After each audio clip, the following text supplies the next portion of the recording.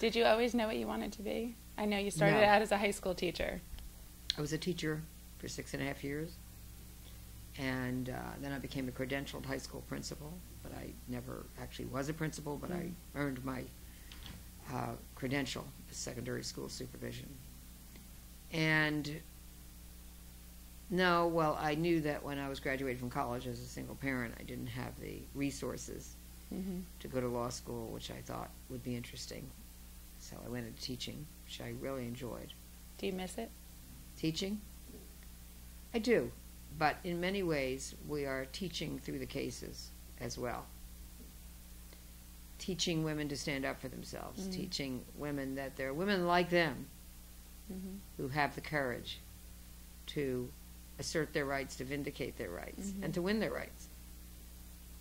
So we've had so many. We've had, I know, Hunter Tylo, who stood up to pregnancy discrimination. When she was terminated from Melrose Place, we won a multi-million-dollar victory for her.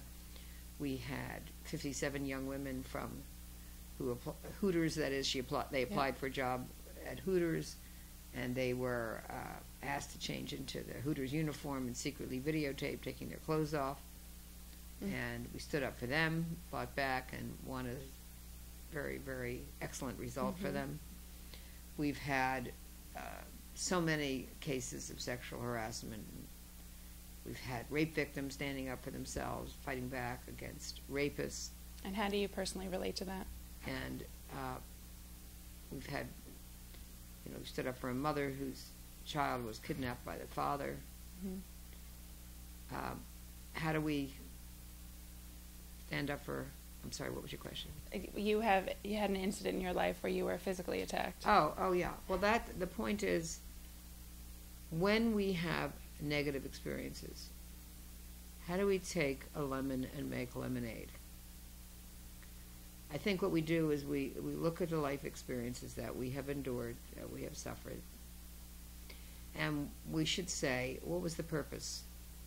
What should I be learning from this? How can I help others so that they do not also have to face this experience, this criminal act that I have had to face, that I have had to endure? How can I make this a better world? And I think all of this that I have suffered has helped me to be a more understanding person of other women and what they are suffering. Gives me a level of sympathy with them and empathy, that they know that I get it, that I care, and that I want to do what I can to win justice for them.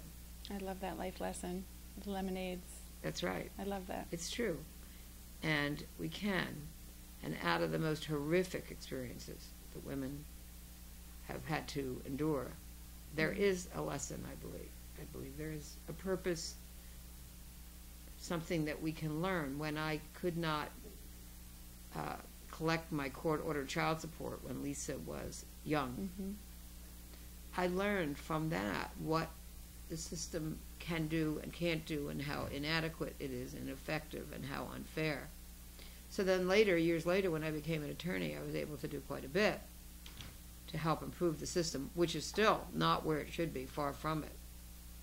But that is the number one reason that mothers are forced into lives of poverty, aid to families with dependent children, which is welfare, is because of the inadequate child support system, which does not help them to get the court-ordered child support from the fathers who are often evading and escaping their responsibility to their children. So I think of mothers as the real heroes out there, single mothers, married mothers, because for the most part, they're the ones that take the main responsibility for the physical care of their children, the emotional care of their children, often the financial care of their children. And they do so usually without complaint. And they sometimes are working 2 or 3 jobs, and of course taking care of children is a job, so I'm going to include that in the 2 or 3 jobs. And I just hope their children appreciate them. and their sacrifices. Well, I assume Lisa appreciates you. I know she does, Well, and that my children appreciate me. Yeah, well, often, I mean, mothers do it. They don't do it expecting thanks. No, They do it's it because thankless. it is the right thing Yes. to do. And they take their moral duty more seriously than, unfortunately, some of the deadbeat dads do. So they do it, and if they never get thanks, they would still do it.